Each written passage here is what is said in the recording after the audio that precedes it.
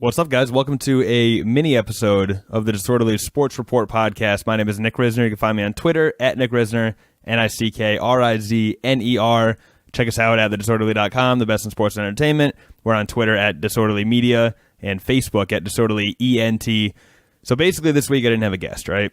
I'm doing this thing solo. I didn't want to leave you guys hanging, though. All right, I wanted to give you something. So I decided to do this little mini episode. It's basically going to be a preview of the rest of the ALCS because that's what I'm most invested in right now, sports-wise. Quick shout-out to my Dallas Cowboys just blowing the doors off the place against the Jaguars on Sunday. That was great. Also, actually, I'll shout out the Patriots-Chiefs game. Both guys, Tom Brady versus Patrick Mahomes, also played very, very well.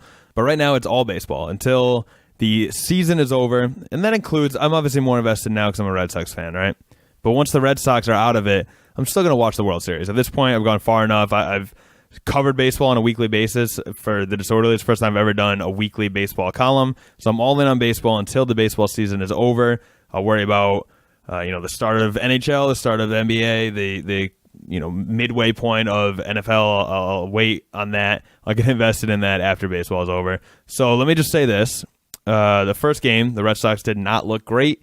Chris Sale looked a little off. Turns out he got hospitalized for some sort of stomach virus, so maybe that's something to do with it, although I want to say that was the next day, so who knows. But his velocity was down. His control was obviously off. He walked a ton of guys, only gave up one hit, but didn't go very deep into the game, and we ended up getting shelled late. There's a point I want to make about that, though, because I feel like the Astros obviously have a great lineup. Actually, a ridiculous lineup. Jose Altuve, Bregman, Springer, shout out UConn, Correa. Their lineup's stacked, right? So they're going to do damage against everybody, whether it's our ace pitcher, whether it's our bullpen, our closer, what have you. But I actually think that the bullpen has been pretty good. They really showed up in Game 2, did very well. The only real question mark, to be honest with you, with the bullpen is Craig Kimbrell, who has kind of had command issues since the All-Star break. I feel like his control's been off. He always lets guys on. I forget the exact stat, but there's been a number of games where he'll come in and give up at least one run. That's not closer-type material. You want a closer to come in, especially, by the way,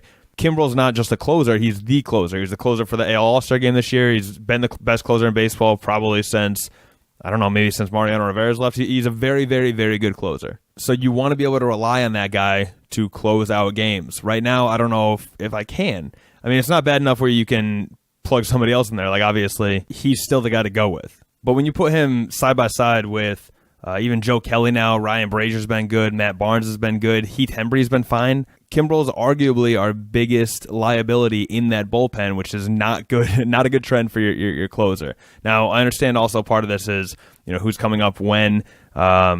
When he played the Yankees, the crowd was really loud, but you know who else is going to be loud? The Houston Astros crowd in Houston, and we got 3 games coming up in Houston. Like, we split, which is good because we needed to do that. We needed to win that Sunday game. If we were down 2-0 to Houston, heading to Houston for a 3-game series, I would have very, very, very little confidence that the Red Sox pulled this one off. So we needed to win Sunday. That's great. But it's still a 1-1 split, meaning that if for some reason the Houston Astros are able to sweep the Red Sox tonight, tomorrow, and Thursday, the Red Sox are out. That's it. We might not go back to Fenway. This could be it. So these games are all very, very crucial. Honestly, the only thing that'll make me feel very confident is if we take 2 out of 3.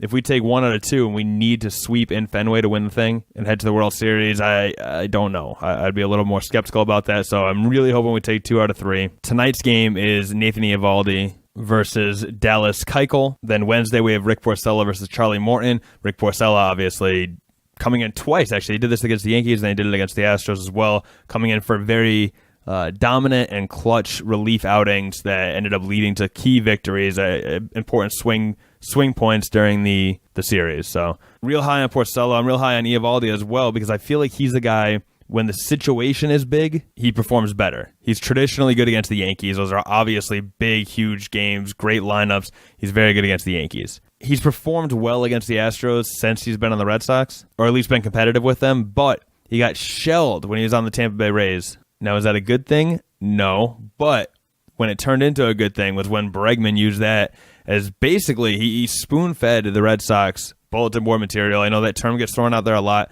I truly think it's real. I think that the Red Sox think it's real as well, because look what happened when Aaron Judge walked by the clubhouse playing New York, New York. All of a sudden, not only do we kick the Yankees' teeth in, Then all of a sudden you see the team doing their champagne celebration with New York playing. You hear people in the background yelling to turn it up. So clearly they use that moment as a motivation to then basically run the Yankees out of town. Now, the Astros, seemingly not learning from this mistake, it's almost deja vu. Like, you have Nathan Eovaldi, the same situation. You have Nathan Eovaldi coming up, just like he was in Yankee Stadium, and you taunt him, basically. And I think now, because of the type of pitcher he is, specifically him, I think someone like Chris Sale or whoever wouldn't be as affected. We already know that Price would be affected in a negative way. But Nathan Eovaldi seems like someone's going to take that, flip it around as motivation, and use it to punish the Houston Astros. Now, we'll see what happens, but given that he's our number 3 guy and by all means, I mean, look at his stats. He's not an ace type guy. I feel like you might have just motivated our number 3 guy to act like an ace tonight. So that should be very interesting to watch. And then also traditionally, the Red Sox have always gotten to Dallas Keuchel, so there's the edge there as well. It should be a heck of a game. But that'll do it for me. Like I said, it's just a mini episode this week. We'll be back with more guests and full-length episodes in the future, but I didn't want to skip a whole week. I wanted to give you guys something, and I am truly, truly excited about this game. Weird times, by the way. I think this one starts at 5 p.m. Eastern time.